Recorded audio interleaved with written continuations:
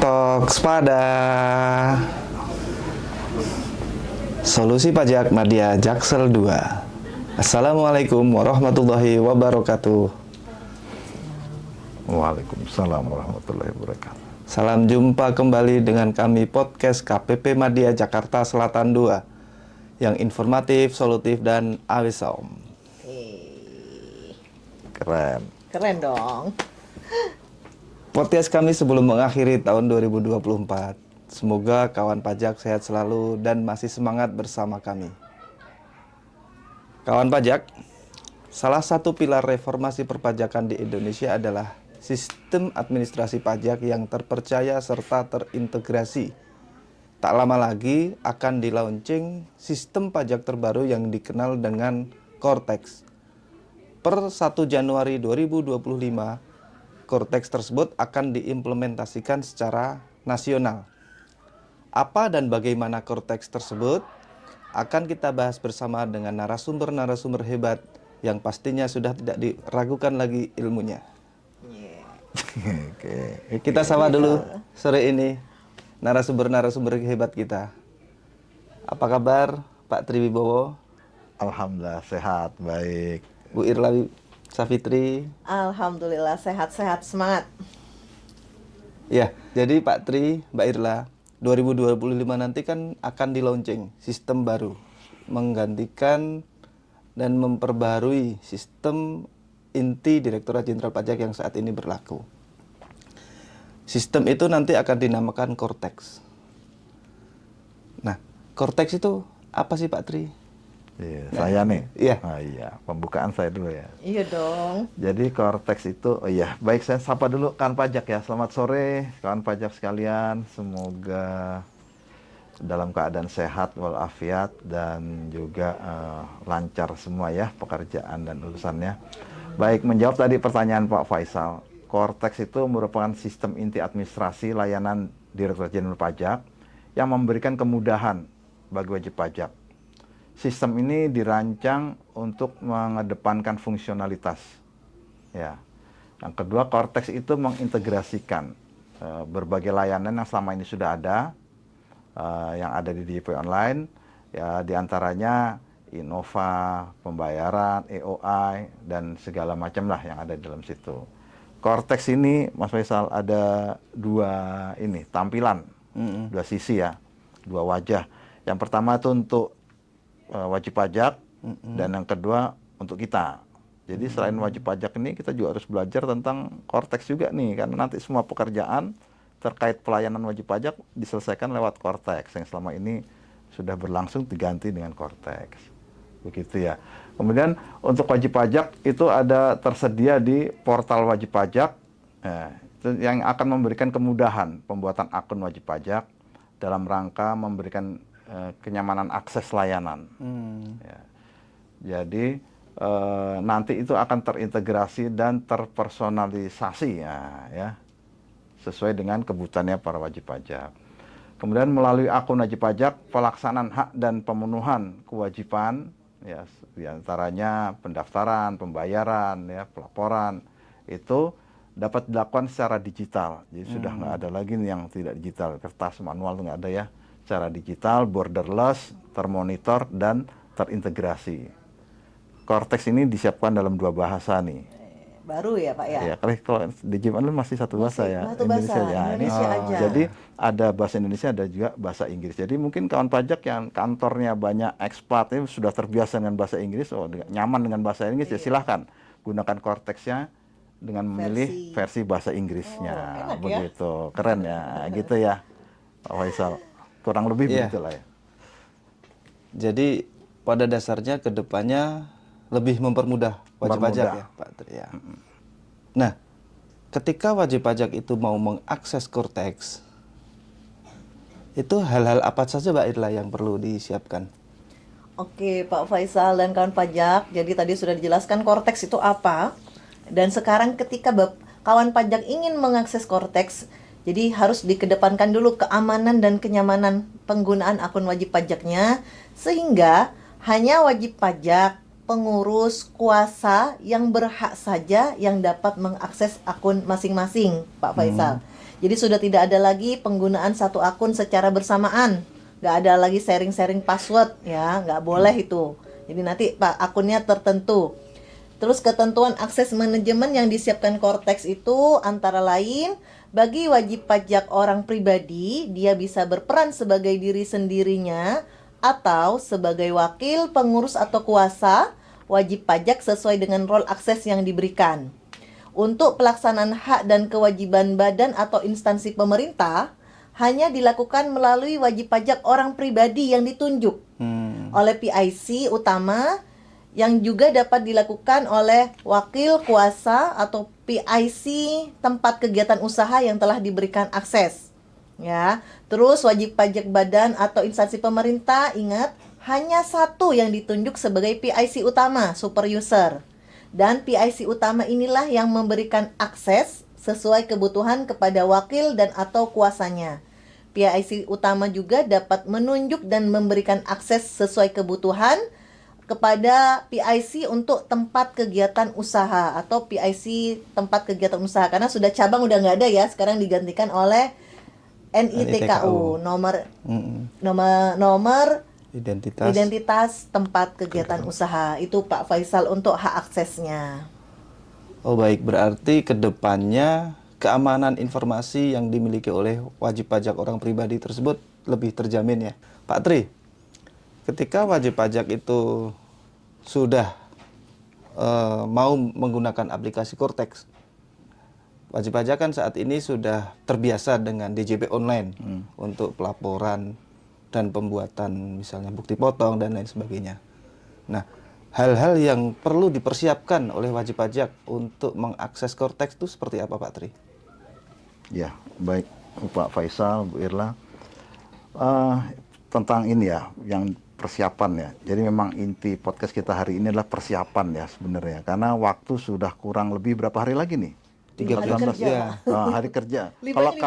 Kalau kalendernya 11-12 hari ya. Tapi hari kerjanya cuma tinggal 5 hari. Sudah sangat mepet. Nah, berpacu dengan waktu ya. Berpacu dengan waktu. Ini tapi masih ada waktu, tenang, masih cukup lah ya. Jadi yang paling penting nih persiapan nih, kita nggak bicara yang detail-detail ya. Yang paling penting kawan pajak harus menyiapkan beberapa hal.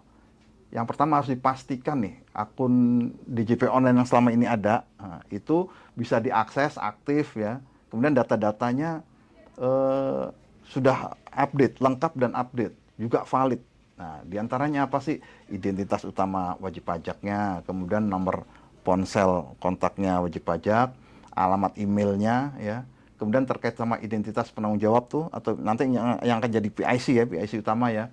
Itu harus betul tuh emailnya, nomor ponselnya, kemudian daftar cabang-cabang juga atau yang dibilang tadi Bu Irla TKU, tempat kegiatan usaha, itu sekarang kita nyebutnya TKU ya, tempat kegiatan usaha, itu kan nanti akan dikasih, sebenarnya sudah ada nomornya itu, di DJP Online sudah ada nomornya.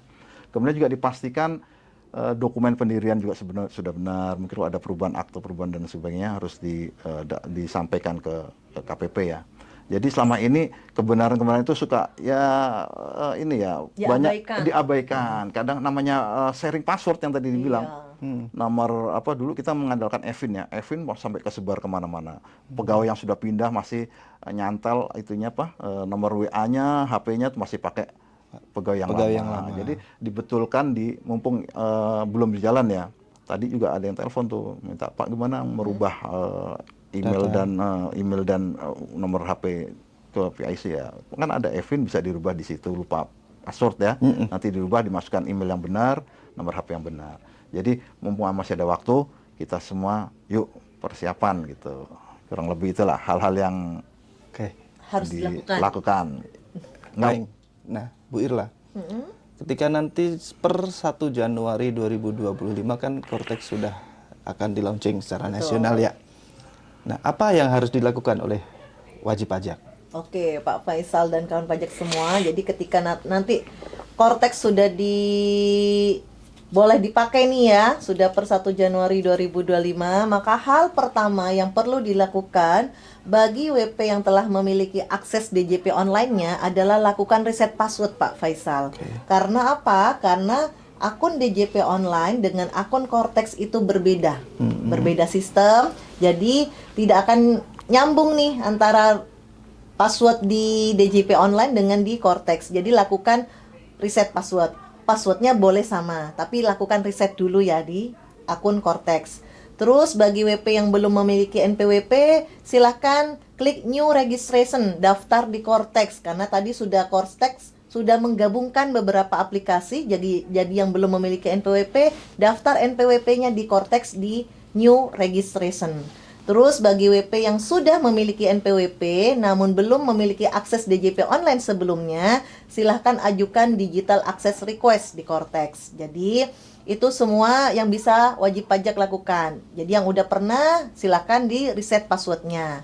Nanti ketika sudah di reset password di Cortex, Bapak Ibu bisa memasukkan username diisi dengan NPWP atau NIK 16 digit. Ingat, Cortex sudah penggunaan 16 digit, bukan 15 digit lagi. Password tadi sesuai dengan kata sandi yang dibuat di Cortex. Language-nya, bahasanya sudah bisa dipilih nih, bahasa Indonesia atau bahasa Inggris seperti yang dijelaskan Pak Tri tadi.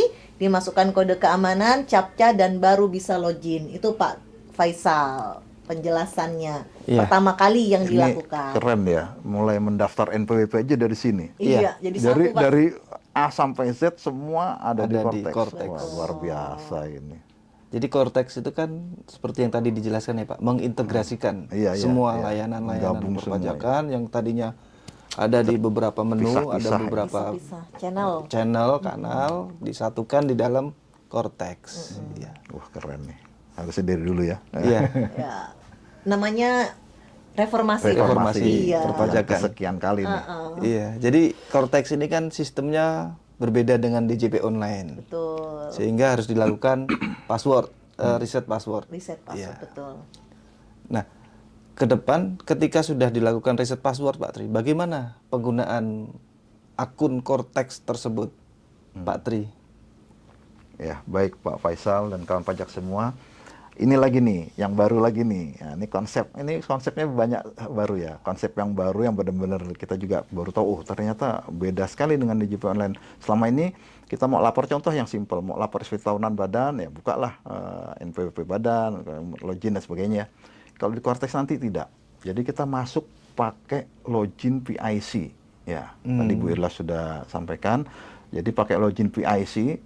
Nah, PIC ini orang yang bisa akses ke seluruh menu lah di Cortex. Jadi kalau PIC ini mengerjakan sendiri semuanya ya silahkan saja. Tapi kalau dia mau mendelegasikan ke bawahannya, yang pasal 21 lah untuk yang PPN dan sebagainya, ya nanti harus menunjuk gitu ya. Nah, jadi nanti konsepnya yang punya akses ini dia masuk melalui akun Cortex-nya pribadinya dia, bukan akun Cortex badan. Kalau akun Cortex badan bisa masuk tapi hanya buka aja, cuma lihat-lihat gitu ya, nggak bisa dikerjakan apapun.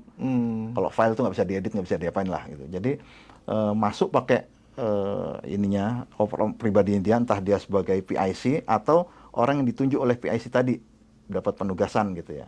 Nah, nanti di atas gitu ada tulisan notifikasi saya impersonating PT ini gitu.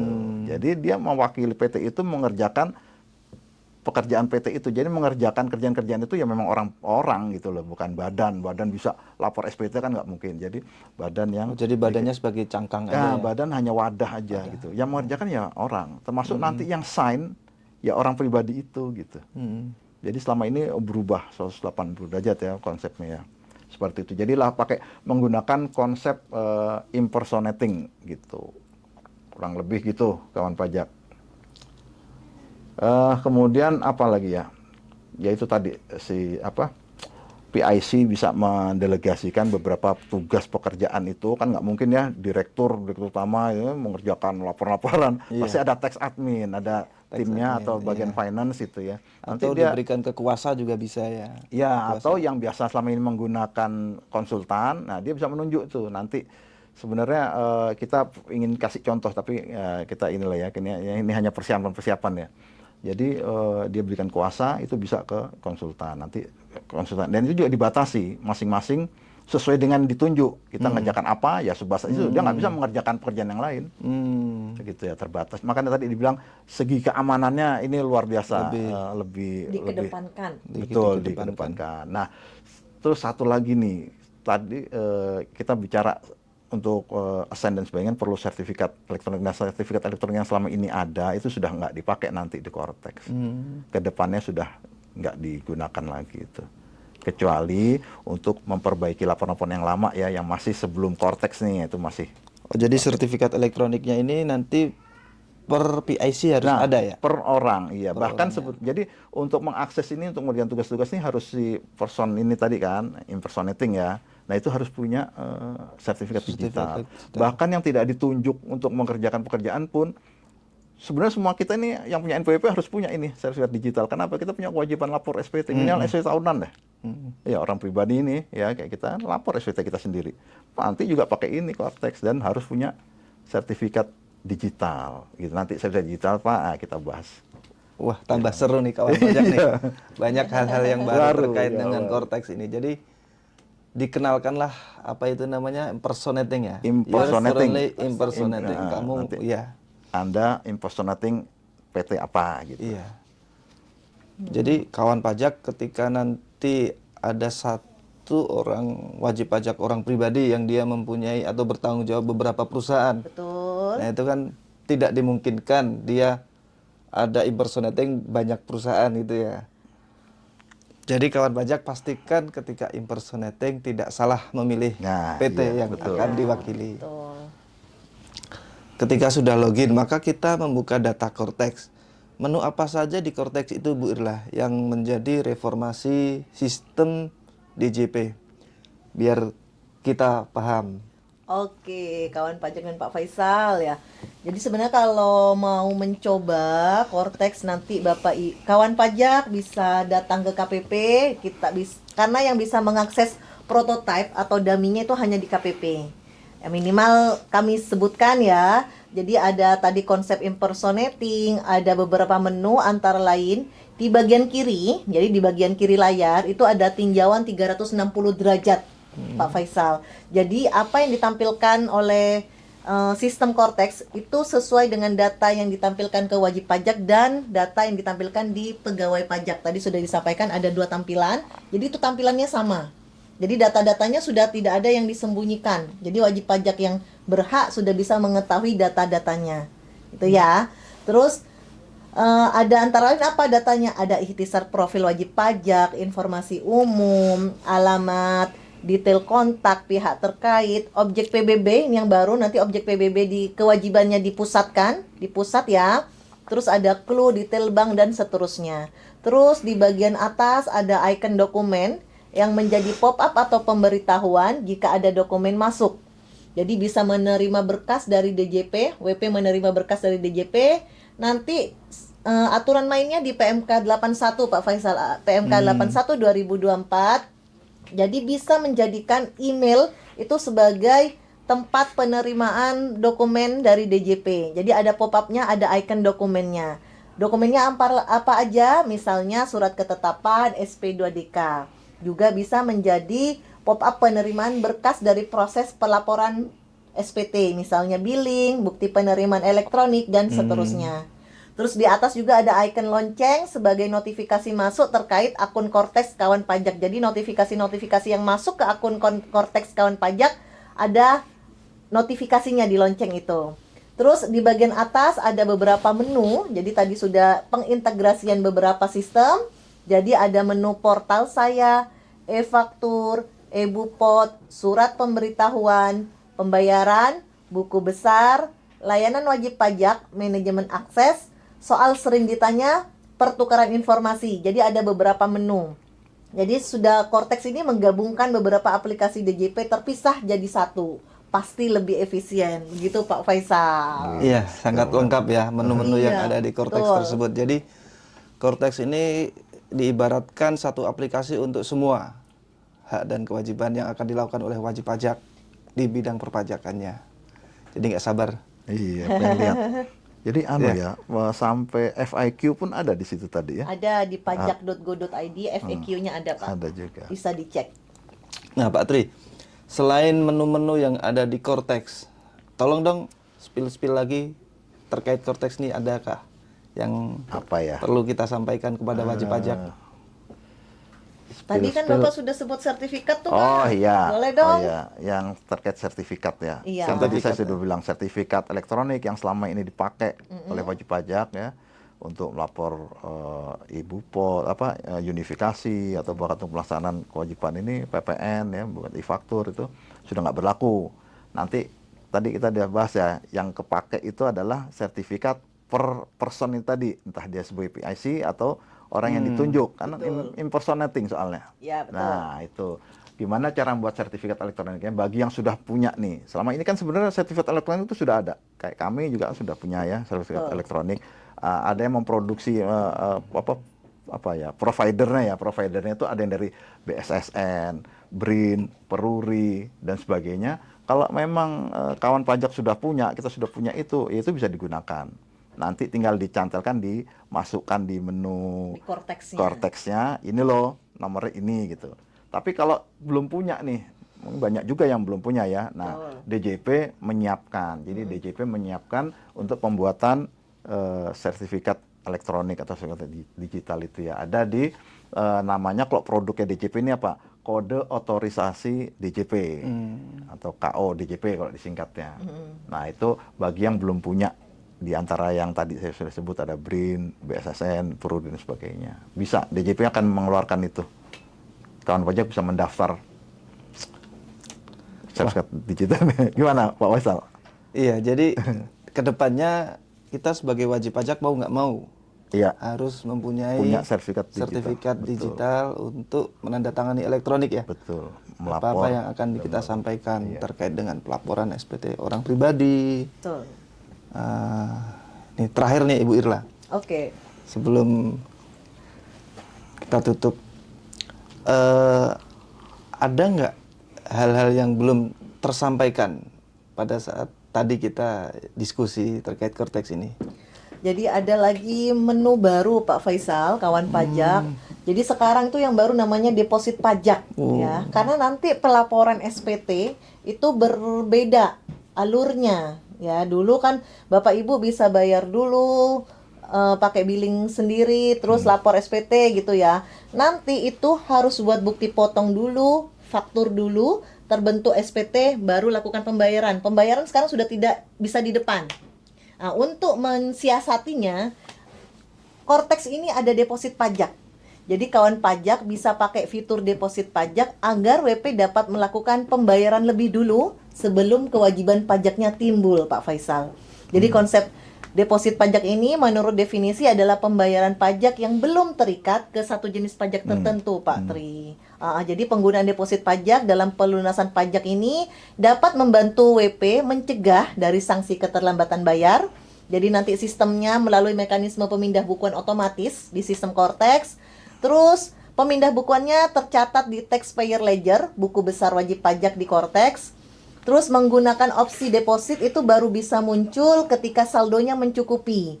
Kalau nanti saldonya tidak mencukupi, tidak akan muncul opsi deposit pajak. Jadi contohnya terhutang 100, depositnya hanya punya 50. Nggak bisa separuh-separuh, Pak. Jadi harus punya minimal 100 juga di deposit. Jadi baru bisa muncul opsi deposit. Terus kalau seumpama masih depositnya banyak nih, bisa carry over lintas tahun tanpa perlu pengajuan pemindah bukuan. Otomatis ya. Nanti pemindah Aman bukuannya. ya. Aman. Tidak berkurang ya? Tidak berkurang dong. Haknya wajib pajak tetap aman. Terus kode akun pajaknya nanti bisa Bapak Ibu buat di kode 411618100. Ya, ingat kode deposit 411618100. Dan ini yang penting, deposit itu sama ya kayak e-wallet gitu ya. E-wallet. Bener. Jadi tidak mendapatkan imbalan bunga atas saldo deposit. Begitu Pak Faisal, yang terbaru lagi di Kortex. Wih, jadi ke depan sistem pelaporan perpajakan itu agak berbeda ya dengan konsep yang saat ini kita kerjakan. Benar. Jadi wajib pajak nanti bisa menggunakan deposit pajak tersebut untuk pelaporan SPT-nya yang menyatakan kurang bayar. Berarti kemungkinan salah bayar hampir boleh dipastikan nggak ada ya? Ya, karena akan membentuk PPK-nya sendiri. otomatis. Ya. Meminimalkan kesalahan. Betul.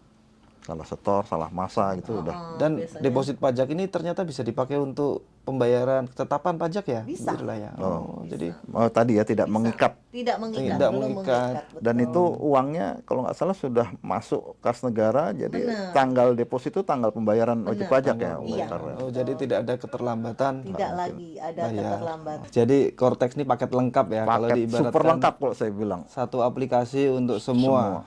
Dari mendaftar NPWP sampai yang pemeriksaan dan keberatan banding semua ada di sini. Fasilitas Fasilitas. layanan administrasi iya. KPP gitu juga ya, Betul. Pak ya. Permohonan wajib pajak semua ada di sini. Jadi diminimalisir adanya permohonan yang manual ke KPP Manual, ya. iya. Waduh, tak terasa nih Gimana? obrolan kita Iya. terkait Cortex nih sangat seru, Senang, enak dan ya. tapi waktu yang Membatasi ya. dibatasi. Bisa Iya. chapter berikutnya berarti ya. Bisa chapter berikutnya. Boleh. Iya. Kawan Apa, pajak. mau ada closing statement dari Bu Irla mungkin? Iya, mau ada tambahan? Sebelum Pak Tri, ada yang mau disampaikan? Monggo. Terkait Apa ya? apa, Pak?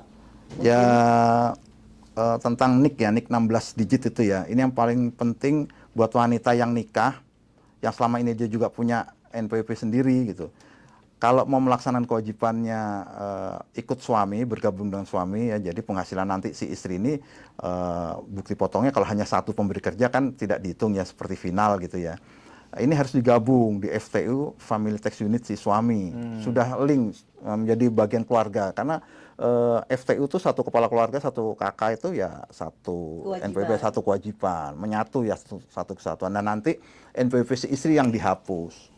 Begitu Pak Faisal. Jadi dengan masuk di FTU suami nanti istri bisa masuk Cortex dengan nicknya dia. Nah, kalau si wanita kawin ini ternyata dia posisinya ya di apa?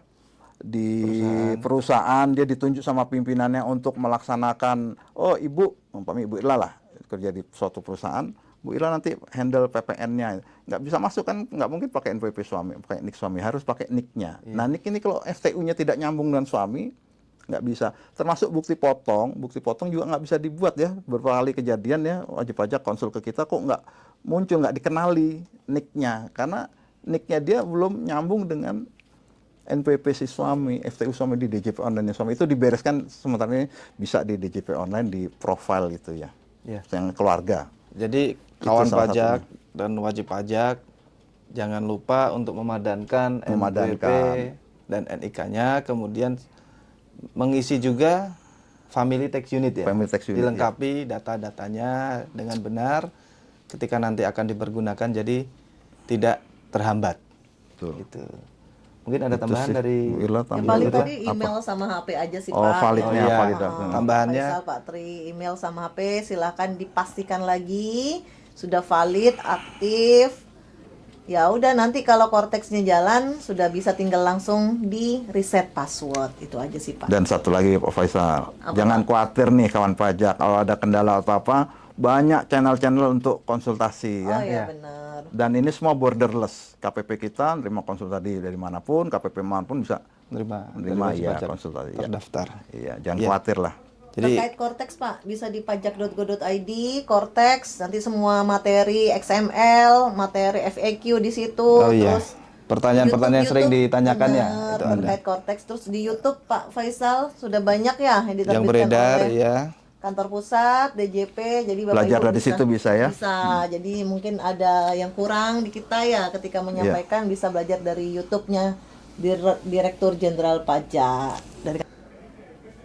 Terima kasih kawan pajak semua yang telah menyimak obrolan kita, podcast kita pada kesempatan kali ini. Kita kali ini ditemani oleh narasumber-narasumber yang keren dan luar biasa.